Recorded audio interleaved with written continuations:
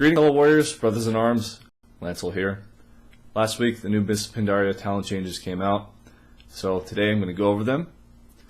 For Arms and Fury Warriors specifically, sorry proc guys, I like to do damage, not take it, so that's what I do.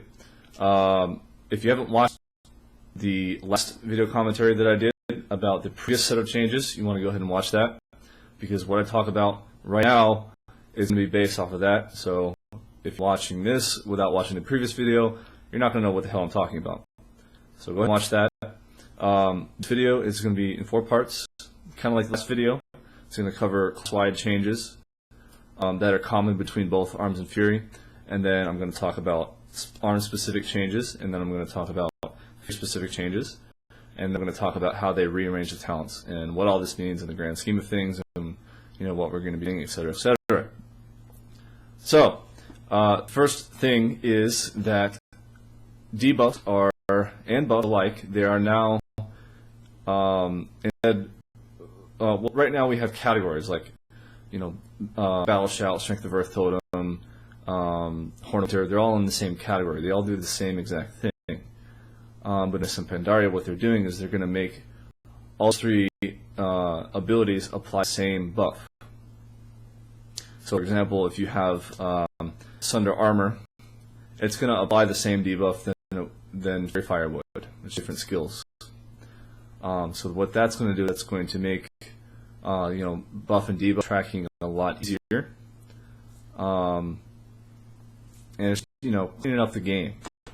There's so many different things in the game that they all do the same thing. Why not just call it the same thing? So that's a nice change. This is going to affect our Thunderclaps and our armor, Battle Shout, 4% physical vulnerability, stuff like that we're responsible for. Yeah. So now on to skills. A couple things are gone. Rend has been removed and replaced with something else. I'll talk about that later. I forgot to mention this also in the last video. Executioner has been removed, which is, I think, a good thing. It simplifies things a little bit. Intimidate Shout is gone. This is really sad. I was really looking forward to the 1-minute cooldown Intimidate Shout. Hopefully they just took it out and they're going to add something back in later, because really a skill that copies a skill from another class, but in a different way, and it's physical and it's kind of hard, and I don't know what they're doing, but hopefully they'll add something back in. Rotation is now gone. What the heck? That's sad, but something we'll have to deal with. The block now is prot only, which is also unfortunate. They changed the enrage effect again. Now it's, instead of off of any critical attack, now it's off of critical attacks from specials only. So no longer, if you auto attack, you cannot get enraged from that. Only specials. Throw has been changed. The damage and the cooldown have been halved. You can use it more often, but it's not going to do as much damage. And this is actually a nice thing, because throw really isn't a spell that you want to do a lot of damage with. It's just something that you throw at somebody and use them in combat or whatever. We're going to be able to do that more often. Pummel is now up to a 15-second cooldown, up from 10, but they get it free. And this is also very nice. The fact that you have to, instead of just mindlessly using your pummel, you have to time it more effectively, and you kind of have to plan out what you're doing with it while removing the rage cost as a side effect of that. That's nice. They re-added Deep Wounds as a replacement for Rend. So they took out Rend, and they renamed it Deep Wounds, and it's going to kind of do the same thing, but in a different way. I'll talk about that when I go into Arms and Fury specific stuff. They changed Berserker Stance again, before where it was plus 20% damage to any ability that hit 4 more targets. Now it's only Whirlwind and Cleave. So they changed that back. For some reason they didn't like what it did before. I don't know. Also, the Whirlwind cooldown can no longer reset.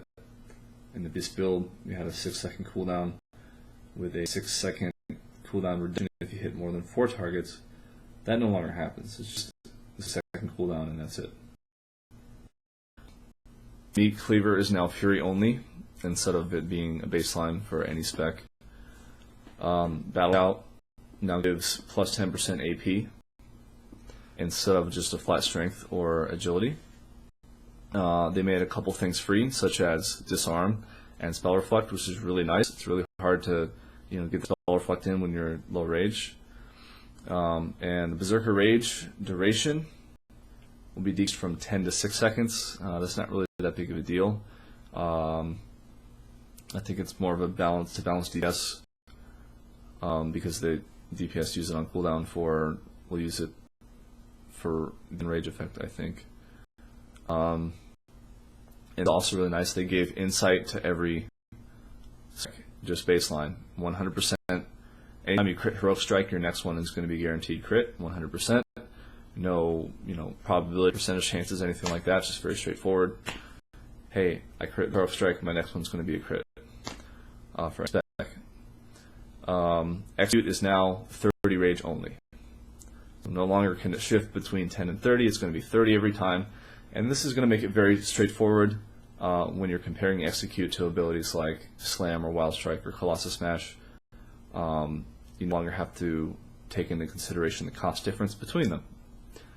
Heroic Strike and Cleave now do weapon damage instead of P damage. This might not be very straightforward to most of you guys, but I think it'll bring some very interesting changes. I can't really go into too much detail about it right now because they're changing a lot about weapon damage and things like that. But it's more going to depend on what weapon you have and not how much AP you have. Okay, so let's go into the arm stuff now. A lot of changes here. Get ready. Remember, I said Rend is gone, and they replaced it with Deep Wounds. What they did is they combined Rend and Lambs of Slaughter functionality into the new Deep Wounds. The new Deep Wounds will proc from Mortal Strike, and it will, I believe, tick every 3 seconds, and it will last for 15 seconds. Hopefully, it's going to stack the previous Deep Wounds, like if you overwrite your 15-second Deep Wound duration with a new one, every second when you hit Mortal Strike, it'll stack up. Hopefully that will be the case. I'm not sure because then the ticks would start getting very high, so it might just overwrite itself, which is unfortunate. I can't really tell you how it's going to work because I don't have the game in front of me. But most likely it will just overwrite and not stack up. The stacking bleeds mechanic has been kind of buggy ever since the game came out, so I don't expect it to do that. So when the Deep Wounds tick proc, that's what's going to give you this blood, and etc. No longer do you have to manually apply it. You just hit Mortal Strike and it does it for you, regardless if it was up or not, like how the old Rend and Lamps of the Slaughter functionality worked. Also, the stacking Lamps of the Slaughter damage modifier is no longer there. Okay, Seasoned Soldier, the spec damage modifier has been increased a little bit to 20%. But this was in counteracting to, they've been kind of tweaking the weapon damage percentages on a lot of the abilities, and they mostly lowered all of them across all of the specs and all of the classes. So they're tweaking these knobs a little bit. We'll see what the final result will be, and hopefully maybe auto attacks will be worth a little bit more as arms than they are now. So that's a good sign. Slam is now going to do more damage than Mortal Strike, and its weapon damage was tweaked a little bit, like I said. And the best part about this is they made Slam an instant. No longer do you have to cast, the half-second cast you have to wait for. That's gone. It's just an instant attack. You don't lose any of your auto attack swing or anything like that. Power also does more damage than Mortal Strike, and had its weapon damage tweaked a little bit. In the previous video, I mentioned the removal of the crit bonus, and I kind of figured out why they did that. It's because they don't want you proccing Enrage every single time that you hit your overpower. They wanted that not to be a guaranteed thing, so that's why I think they took that crit chance out. Ace for Blood has also significantly changed with regards to how often it's going to go off. They changed it to a 9-second duration, 9-second internal cooldown now. So before, it was 9-second duration with a 5-second internal cooldown, and they went ahead and matched those together. So for every 1 Taste for Blood buff that you get, you're going to get 1 overpower, and that's it. And this also changes things with rotation. So what does this mean? This is actually pretty huge. Since the internal cooldown is 9 seconds, and Mortal Strike is 6, that means that 2 overpowers will line up 3 Mortal Strikes. But the thing here is to note that you're always doing one before the other. You're always doing a Mortal Strike, not always, but most of the time you're going to do Mortal Strike before the overpower, and it's one after the other. So when you do 18 seconds into 18 seconds, it'll one after the other. They're not going to clip anymore. So you no longer have to worry about clipping your Mortal Strike or clipping your overpower internal cooldown or anything like that. It's going to be, every 3 Mortal Strikes you do, you're going to get 2 overpowers. And you can vary which spot you use your overpower by choice, and what's going on in your rotation and things like that. Where you need an ability to be free and where you don't. So I think it's a positive change, even though we're going to be using overpower less often. It's more positive for how ARMS is played, and it's going to make it less clunky, and it's going to give you more choice, and things are going to be more straightforward. Claw Smash is now 30 rage instead of 80. And this is a big deal because in the last video I said, okay, well, if we want to use Claw Smash, we're not going to be able to do anything else. So that's going to be changed as well, and it's going to match the rage for Slam and Execute, and it's going to make things a little bit more straightforward when it comes to spending your rage, and that's a huge positive for moving forward. Claw Smash will now also apply the 4% physical vulnerability, along with other class stuff. So that's good.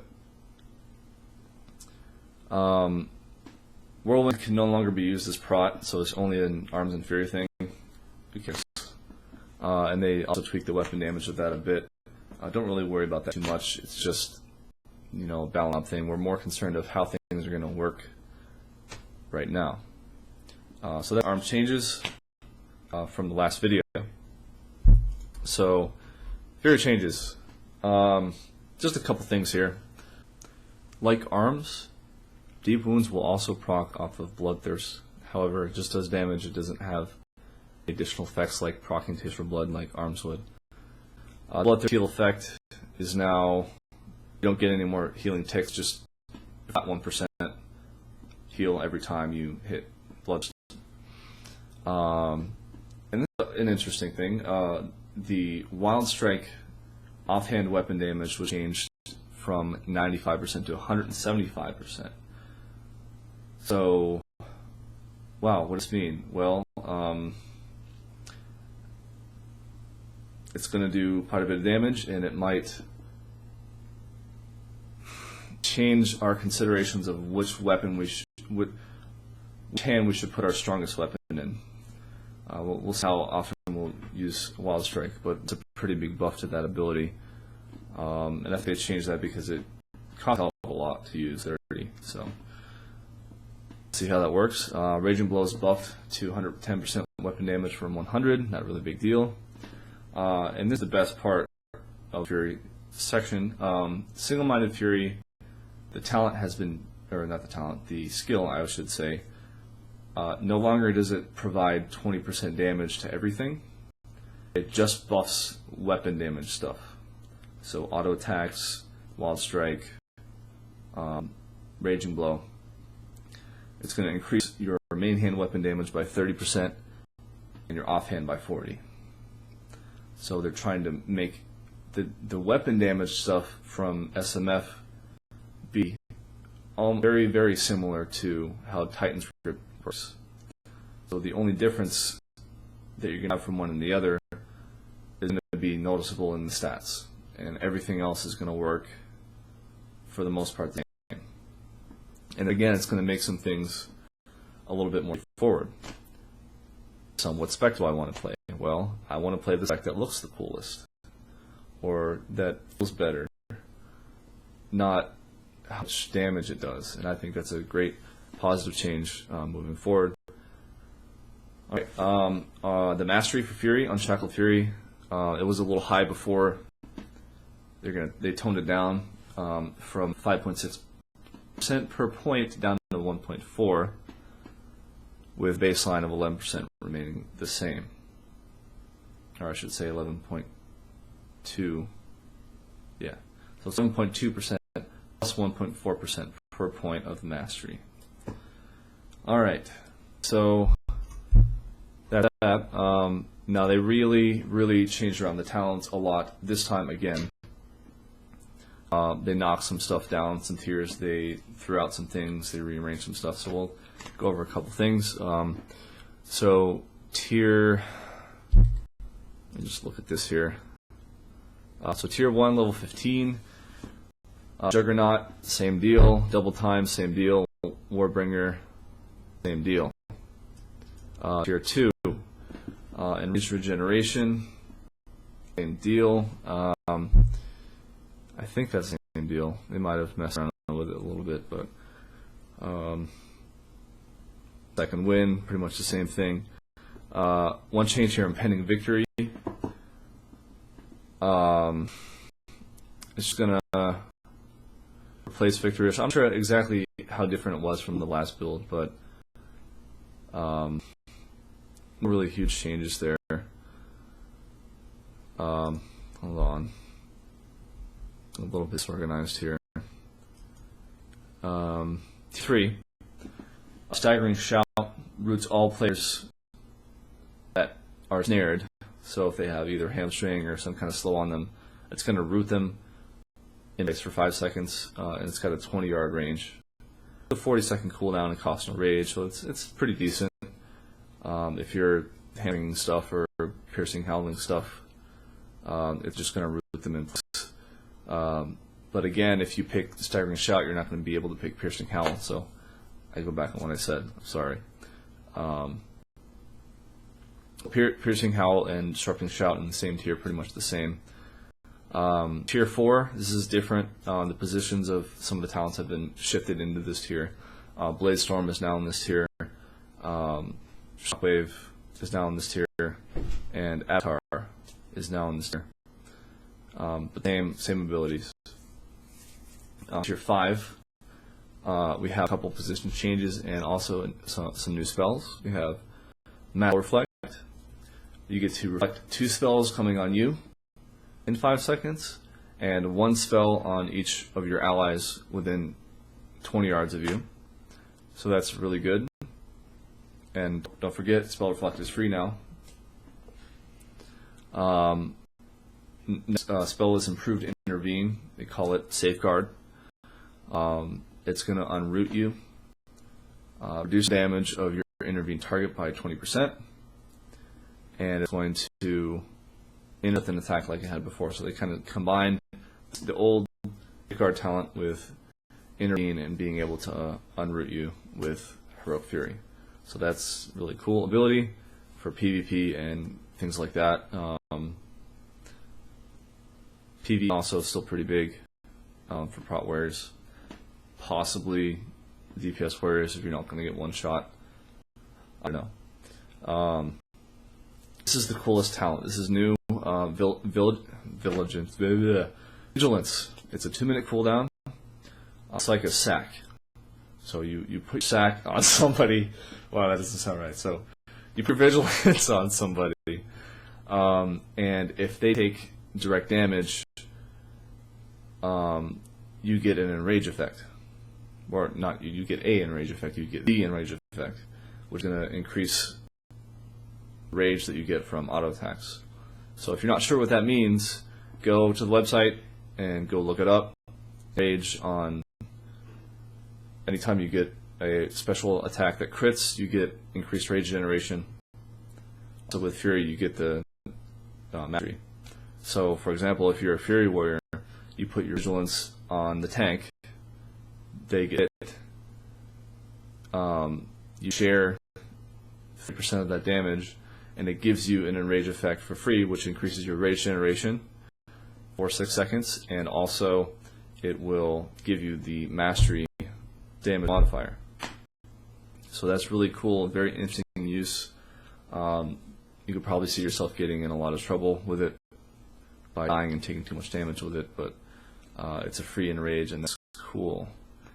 So tier 6, moving on.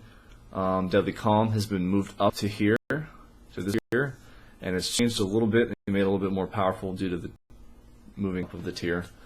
Still the three free heroic strikes or cleaves, and 50% damage on those 3 strikes or cleaves. They moved Bloodbath up to this tier. Instead of 6 seconds, it's now a 12-second duration, which is really awesome because you could stack it with Recklessness, has the same duration, and it's still the 30% extra damage through a bleed effect on any of the specials that you're doing. Also moved Stormbolt up to tier 6, and they nerfed the weapon damage a little bit on the stun portion of the spell. It just really, it was too overpowered in tier 4, so going to tier 6 made sense. And it's still the 300% weapon damage if the target's not stunnable, i.e. a boss in PvE.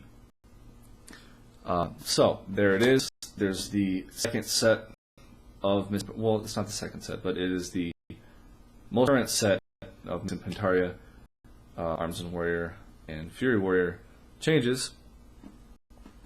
So Moldal's over. I hope you like my commentary, and next time they change it again, I'm going to do another video just like this one. Hopefully it will be sooner. Sorry about the wait. I had a busy weekend, but there you go. If you like, please subscribe, and that's it. Have a great one.